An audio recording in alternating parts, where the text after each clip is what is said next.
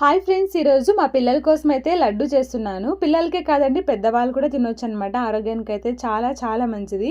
ముఖ్యంగా పిల్లలకి school snacks బాక్స్లో కానీ ఈవినింగ్ టైం కానీ ఇలా చేసి రోజు ఒకటి ఇచ్చారంటే ఆరోగ్యానికి చాలా మంచిది. చాలా టేస్టీగా కూడా ఉంటాయి. బ్రెయిన్ డెవలప్ అవ్వడానికి కానీ పిల్లల ఎదుగుదలకు కానీ ఫుల్ డే యాక్టివ్గా ఎనర్జెటిక్గా ఉండడానికి కూడా చాలా బాగా హెల్ప్ అవుతాయి అనమాట.